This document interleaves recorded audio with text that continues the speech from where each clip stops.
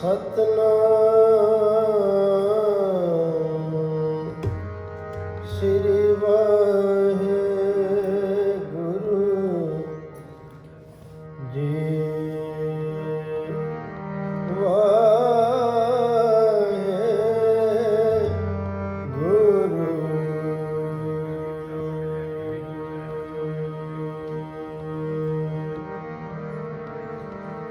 तेरे कवन कवन गुण कह कह गावां,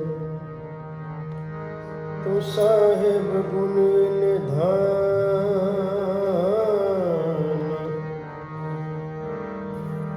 तुम्हारी महिमा वर्ण न सको, तू ठाकुर मूर्त भगवान।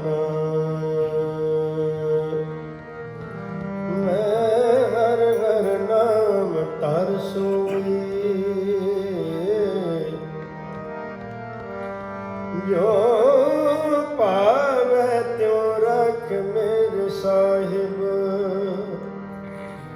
मैं तुझ बिन अवर ना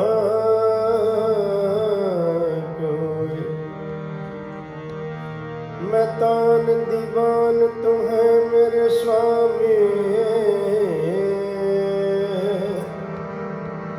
मैं तुझ आ गए अरदास।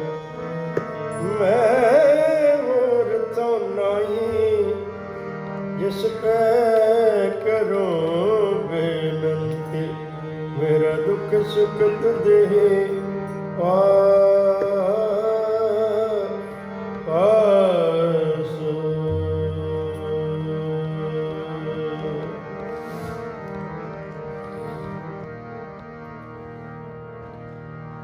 जिन शब्द कमाए परम पद पाया, सेवा करत न छोड़ियो पास।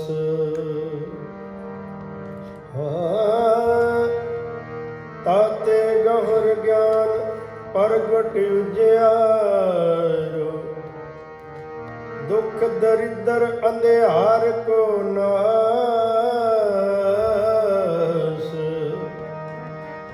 कब कीर्त जो संत चरण मुड़ लागे, तिना काम क्रोध जम को नहीं त्रास। जिव अंग दे अंग संग नानक गुर, तेव गुर अमरदास कै। गुरु रामदास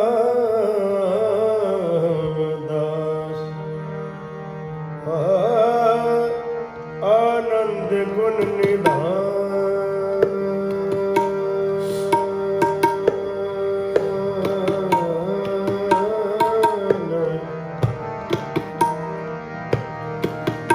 गुरु ग्रीव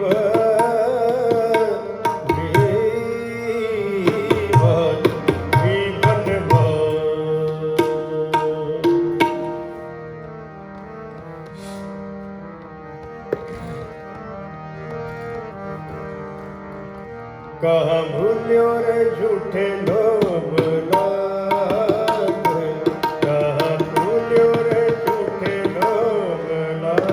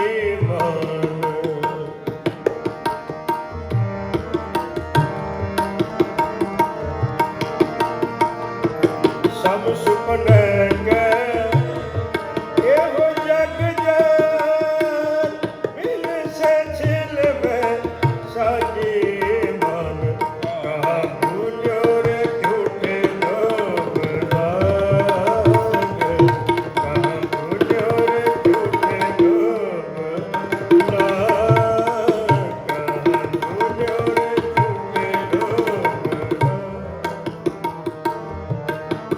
ਕਛ ਬਿਗੜਿਓ ਨਾ ਅਜ ਹੋ ਜਾਗ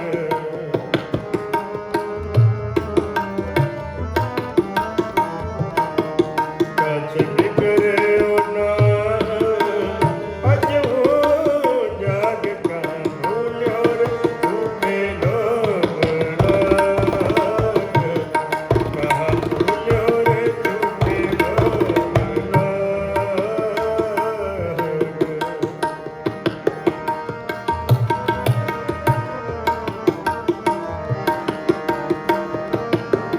ਸੰਗ ਤੇਰੇ ਹਰ ਪਸ ਨੀਲ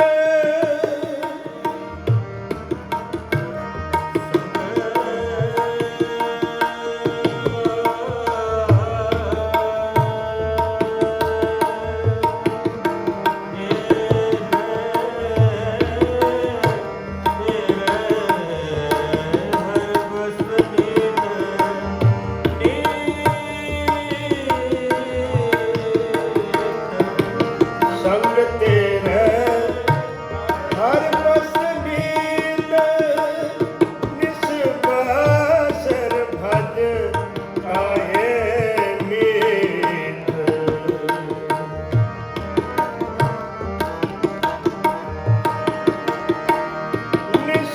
ਨਿਸਬਾਸਰ ਭਜ ਤਾਏ ਮੀਤ ਗਾ ਭੂਲਿਓ ਰੇ ਝੂਠੇ ਲੋਭ ਲਾਗ ਕਹਾ ਭੂਲਿਓ ਰੇ ਝੂਠੇ ਲੋਭ ਲਾਗ ਕਹਾ ਭੂਲਿਓ ਰੇ ਝੂਠੇ ਲੋਭ ਲਾਗ ਕਛ ਬਿਗੜਿਓ ਨਾਹਨ ਅਜ ਹੋ ਜਾਗ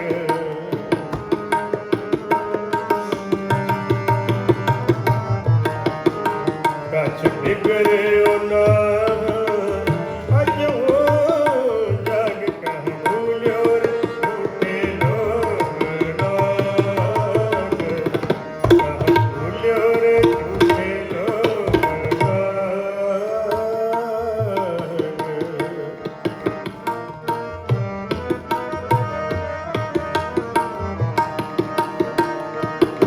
ਬਾਰ ਅੰਤ ਕੀ ਹੋਏ ਸਮਾਏ ਬਾਰ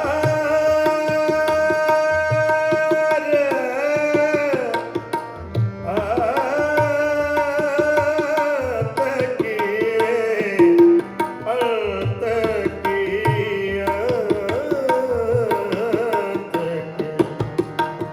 ਬਾਰ ਅੰਤ ਕੀ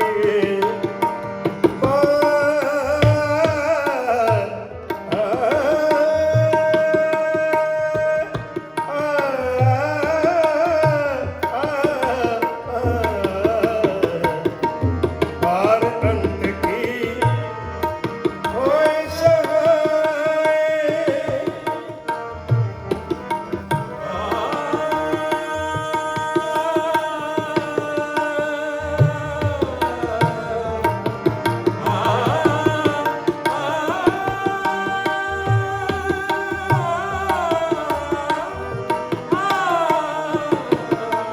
ਅੰਤ ਕੀ ਹੋਏ ਪਾਰ ਅੰਤ ਕੀ ਅੰਤ ਕੀ ਗਮ దని ਦਮ ਦਮ ਗਮ ਗਰਿ ਸਾ ਸਾ ਦਮ ਮਮ ਮਮ ਗਰਿ ਦਮ ਗਮ ਗਰਿ ਸਾ ਪਵ ਗਮ దని దని ਦਮ ਮਮ ਗਮ ਗਰਿ ਸਾ ਗਮ ਪਦ ਗ ਗਮ ਪਦ ని ਦਮ ਗਮ ਪਦ ని ਸਾ ਗਰਿ ਦਮ ਮਮ ਗਮ ਗਰਿ ਸਾ ਬਾਰ ਅੰਤ ਕੀ ਹੋਏ ਸਾ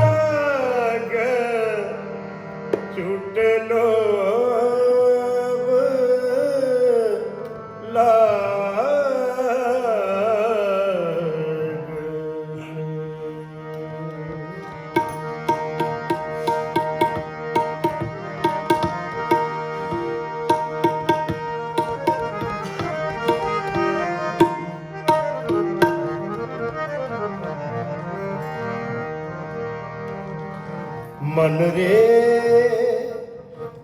प्रभु की शरण विचारो, प्रभु की शरण विचारो, प्रभु की शरण विचारो।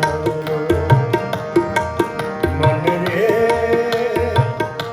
प्रभु की शरण विचारो, प्रभु की शरण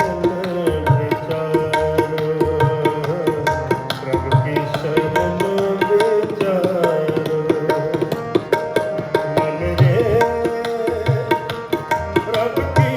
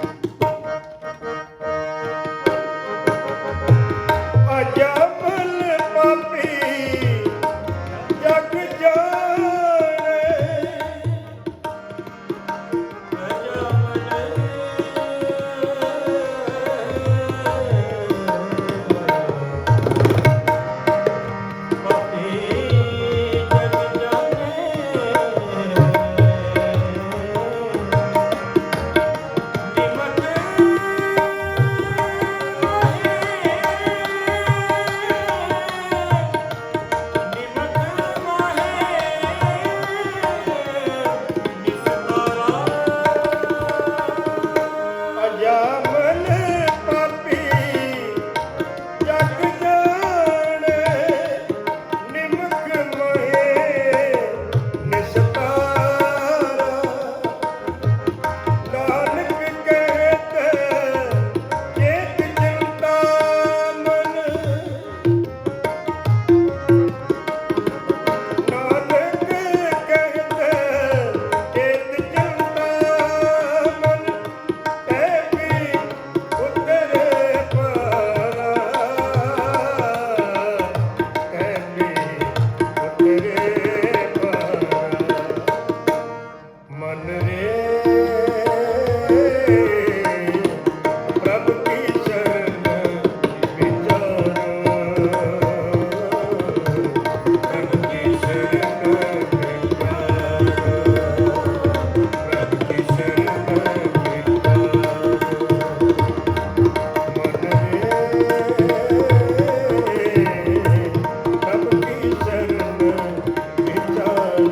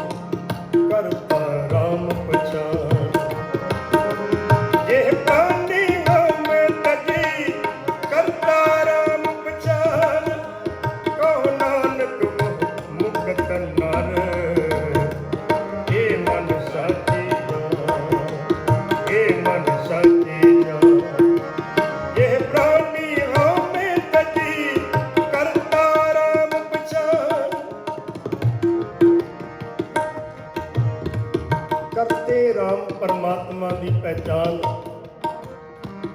ਕਿਉਂ ਨਹੀਂ ਹੁੰਦੀ, ਵਿੱਚ ਹਉਮੈ ਆ ਜਾਂਦੀ ਹੈ। ਹਜ਼ੂਰ ਗਰੀਬ ਨਵਾਜ ਪਾਤਸ਼ਾਹ ਧੰਨ ਗੁਰੂ ਤੇਗ ਬਹਾਦਰ ਸਾਹਿਬ ਸੱਚੇ ਪਾਤਸ਼ਾਹ ਜੀ, ਜਿਨ੍ਹਾਂ ਦਾ 400 ਸਾਲਾ ਪੁਰਬ ਮਨਾ ਕੇ ਆਏ ਆ ਔਰ ਪੁਰਬ ਆ ਵੀ ਰਿਹਾ, ਉਸ ਨੂੰ ਆਪਾਂ ਮੁੜ ਕੇ ਫਿਰ ਮਨਾਉਣ ਦਾ ਯਤਨ ਕਰ ਰਹੇ ਹਾਂ। ਸਤਿਗੁਰਾਂ ਨੇ ਕਮਾਲ ਦਾ ਜੀਵਨ ਬਖਸ਼ਿਸ਼ ਕੀਤਾ ਔਰ ਸਾਨੂੰ ਵਾਰ-ਵਾਰ ਰਿਅਲਾਈਜ਼ ਕਰਾਇਆ, ਦੱਸਿਆ ਕਿ ਕਿਸ ਤਰੀਕੇ ਨਾਲ ਤੈਨੂੰ ਪਰਮਾਤਮਾ ਦੇ ਦਰ ਦੇ ਅੱਗੇ ਖਲੋਣ ਦਾ ਦਰ ਦੀ ਪ੍ਰਾਪਤੀ ਨਹੀਂ, ਅਜੇ ਅੱਗੇ ਖੜੇ ਹੋਣ ਦਾ ਸੁਭਾਗ ਪ੍ਰਾਪਤ ਹੋ ਸਕਦਾ। ਪਾਤਸ਼ਾਹ ਕਹਿੰਦੇ ਦੁਰਲਭ ਦੇ ਪਾਈ ਵਡਭਾਗੀ, ਆਹ ਦੇਹੀ ਜਿਹੜੀ ਇਹਨਾਂ ਦੁਰਲਭ ਹੈ, ਮਿਲਦੀ ਨਹੀਂ।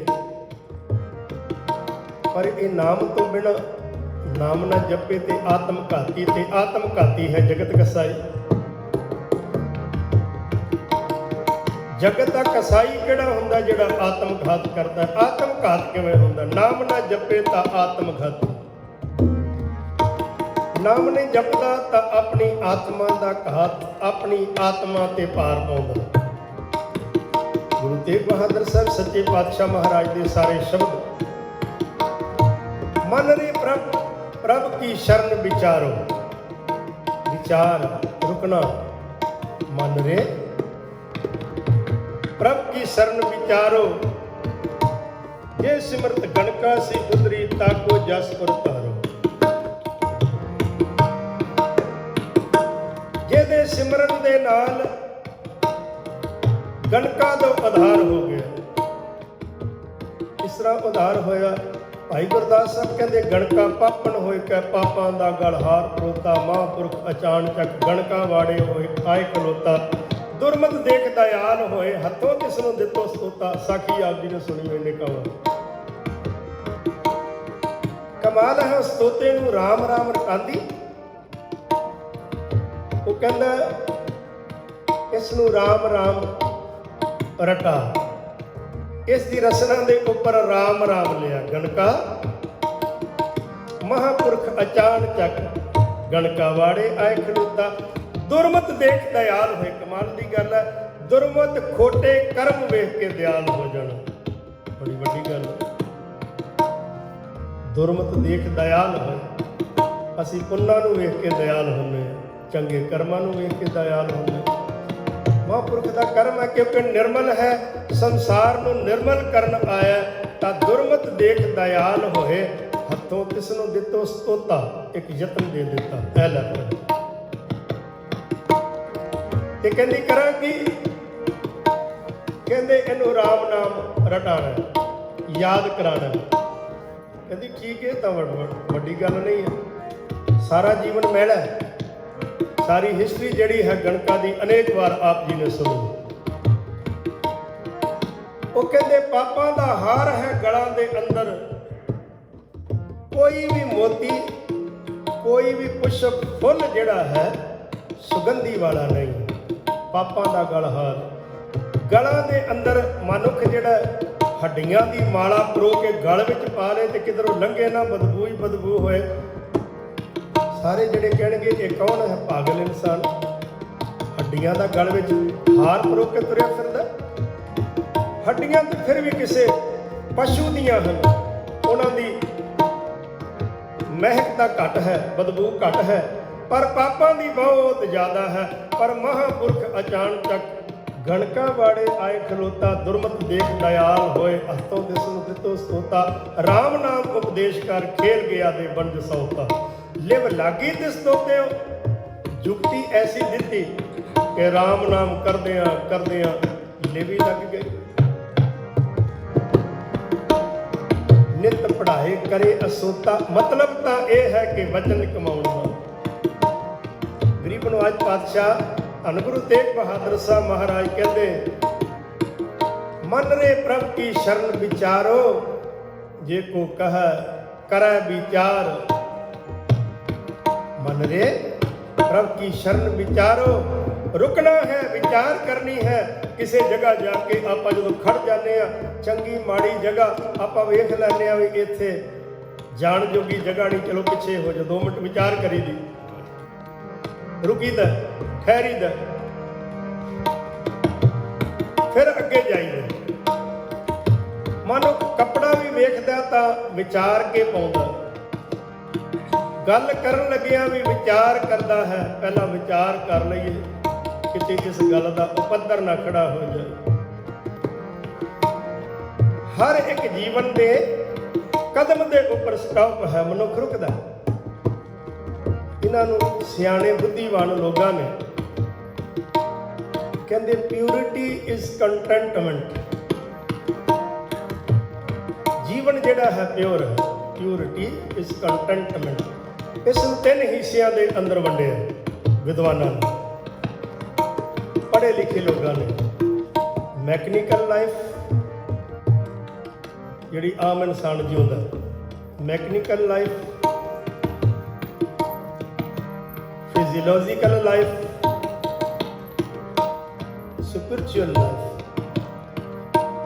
ਇਹਨਾਂ ਤਿੰਨਾਂ ਦੇ ਨਾਲ ਮਨੁੱਖ ਦਾ ਸੰਵਾਦ ਜੁੜਦਾ ਤਾਂ ਤਿੰਨਾਂ ਦੇ ਨਾਲ ਜੜ ਕੇ ਇਹ ਪੂਰਨ ਮਨੁੱਖ ਬਣਦਾ, ਜਗਤ ਵਿੱਚੋਂ ਪਾਸ ਹੁੰਦਾ।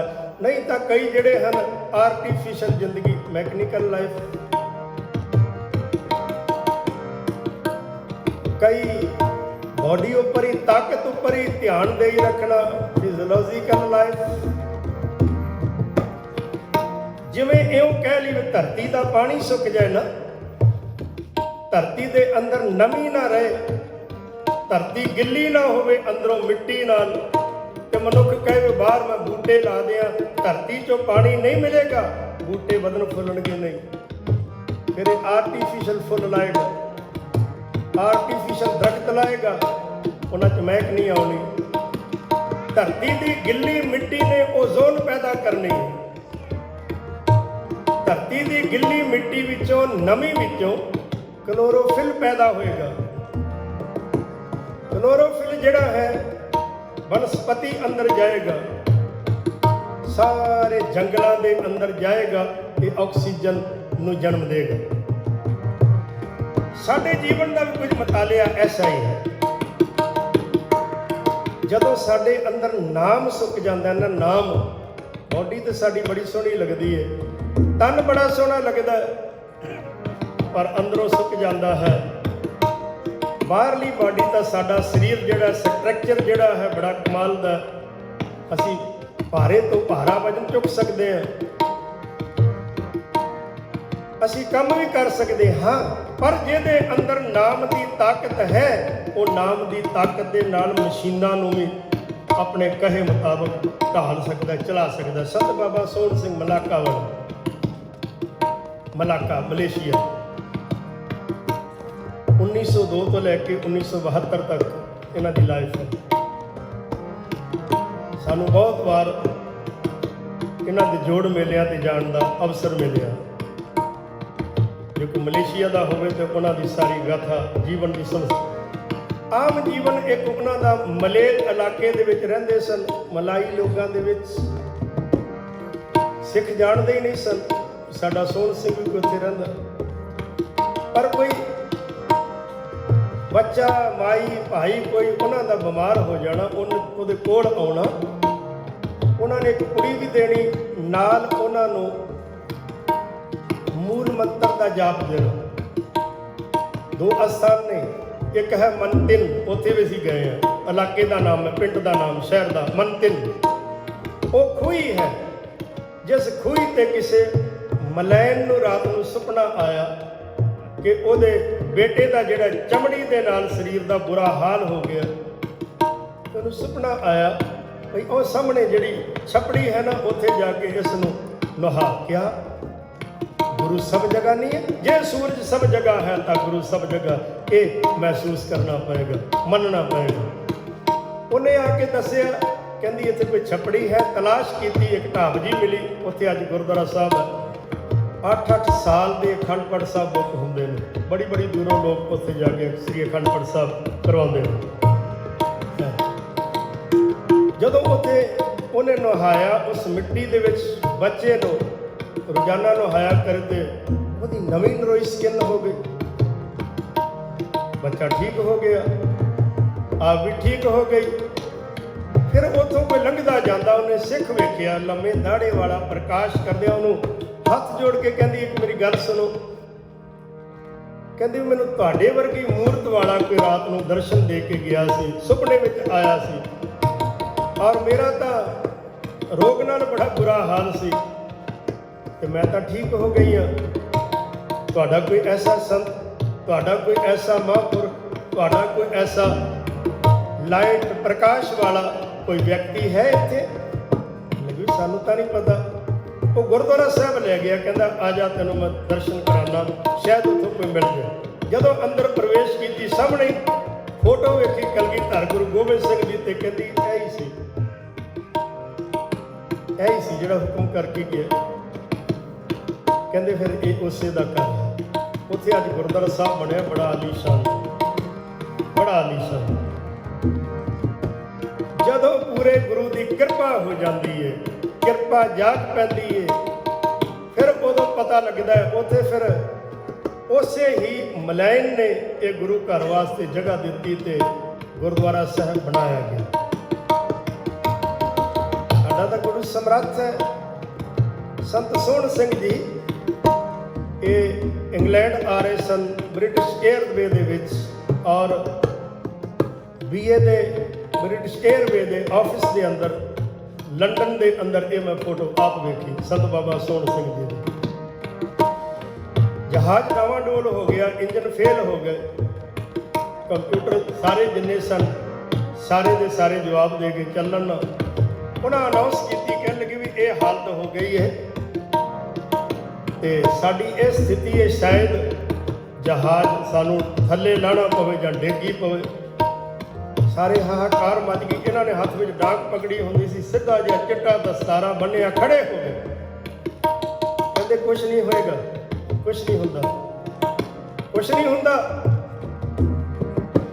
ਕਹਿੰਦੇ ਇੱਕ ਮਿੰਟ ਗੱਲ ਸੁਣ ਲਓ, ਜਿੰਨੇ ਬੈਠੇ ਹੋ ਯਾਤਰੂ, ਕੁਛ ਨਹੀਂ ਹੋਣ ਲੱਗਾ। ਜਿਹੜੇ ਜਿਹੜੇ ਇਸ ਗੁਰਦੇਵ ਨੂੰ ਮੰਨਦੇ ਹੋ, ਜੋ ਤੁਹਾਡਾ ਗੁਰੂ ਹੈ, ਜੋ ਤੁਹਾਡਾ ਰੱਬ ਹੈ, ਉਸ ਨੂੰ ਅਰਾਧ ਲਓ, ਧਿਆਨ ਲਓ 2 ਮਿੰਟ। ਤੁਹਾਨੂੰ ਪਤਾ ਵੀ ਮੌਤ ਦੇ ਸਾਹਮਣੇ ਹੈ ਹੀ ਹੈ, 2 ਮਿੰਟ ਉਹਦੀ ਅਰਾਧਨਾ ਕਰ ਲਓ ਤੇ ਜਹਾਜ਼ ਨਹੀਂ ਡਿੱਗੇਗਾ। 15 ਮਿੰਟ ਜਹਾਜ਼ ਡਾਵਾਂਡੋਲ ਹੁੰਦਾ ਹੈ, ਆਖਰਕਾਰ ਬੈਲੈਂਸ ਕਰ ਗਿਆ ਤੇ ਅੰਦਰੋਂ ਆਵਾਜ਼ ਵੀ ਆ ਗਈ ਕਿ ਲੱਗੇ ਹੁਣ ਅਸੀਂ ਆਪਣੀ ਸਥਿਤੀ ਵਿੱਚ ਆ ਗਏ ਹਾਂ।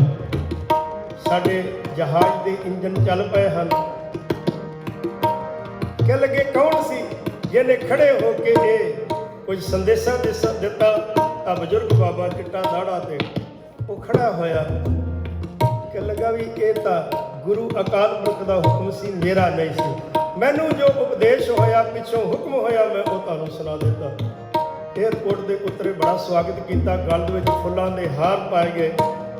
ਫਿਰ ਉਹਨਾਂ ਦੀ ਫੋਟੋ ਜਿਹੜੀ ਹੈ ਬ੍ਰਿਟਿਸ਼ ਆਫਿਸ ਦੇ ਅੰਦਰ ਲਾਈ ਗਈ, ਏਅਰਲਾਈਨ ਦੇ ਆਫਿਸ ਦੇ ਅੰਦਰ, ਤੇ ਉਹਨਾਂ ਦਾ ਸਾਰੀ ਜ਼ਿੰਦਗੀ ਜਿਹੜਾ ਹੈ ਕਿਰਾਇਆ ਮਾਫ ਕੀਤਾ ਗਿਆ। ਜਦੋਂ ਵੀ ਤੁਸੀਂ ਸਫ਼ਰ ਕਰਨਾ ਸਾਡੇ ਜਹਾਜ਼ ਵਿੱਚ ਕਰਨਾ। ਸਪਿਰਿਚੁਅਲ ਲਾਈਫ ਜਿਹੜੀ ਹੈ ਨਾ, ਧਾਰਮਿਕ ਜ਼ਿੰਦਗੀ ਇਸ ਤਰ੍ਹਾਂ ਹੈ ਜਿਵੇਂ ਧਰਤੀ ਦੇ ਅੰਦਰ ਪਾਣੀ ਹੈ ਤੇ ਪਾਣੀ ਮਿਲਦਾ ਹੈ ਤਾਂ ਬੂਟੇ ਜਿਹੜੇ ਹਨ ਹਰੇ ਭੁਰੇ ਹੁੰਦੇ ਹਨ।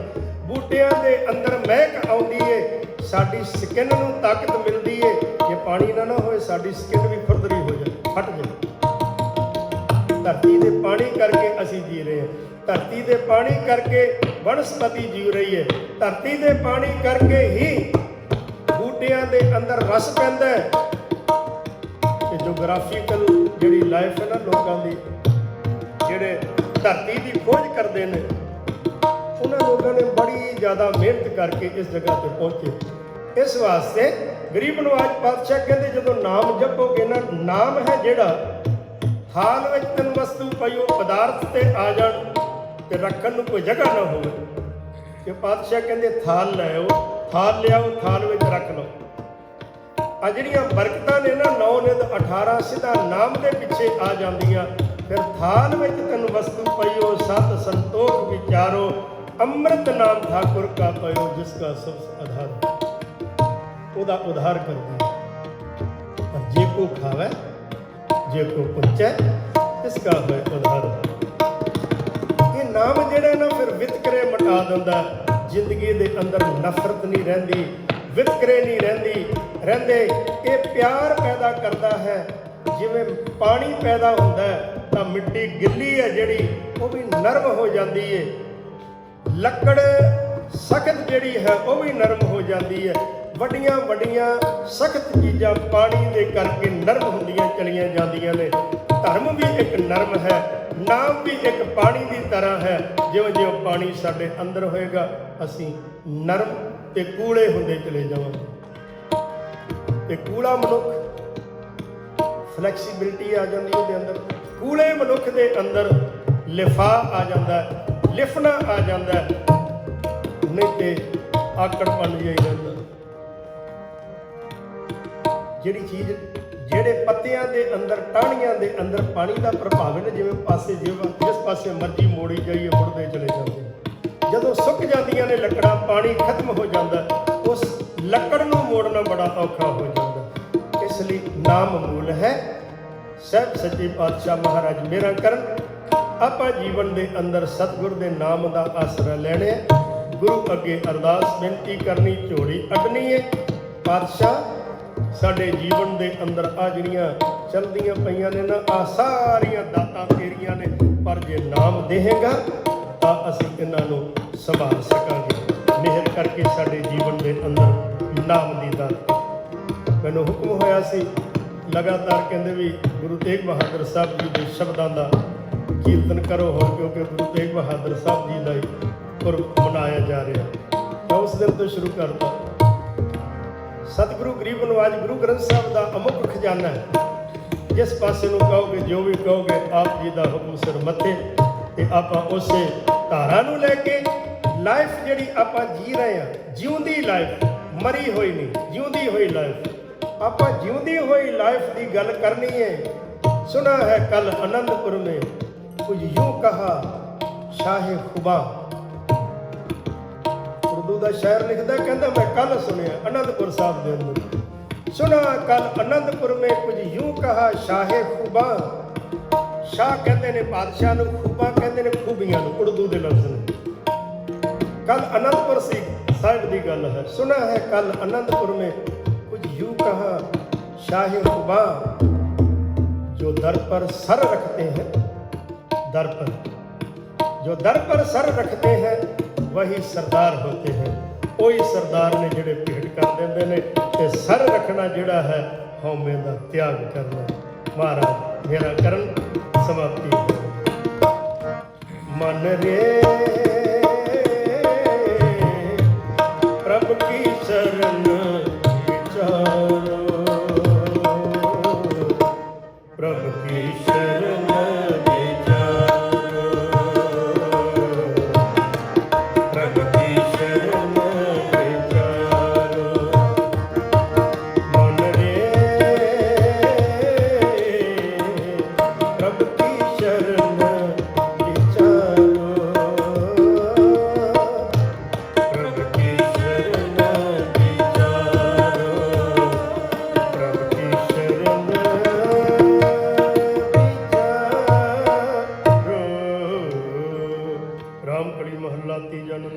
सतगुर प्रसाद आनंद भया मेरी माए। सतगुरु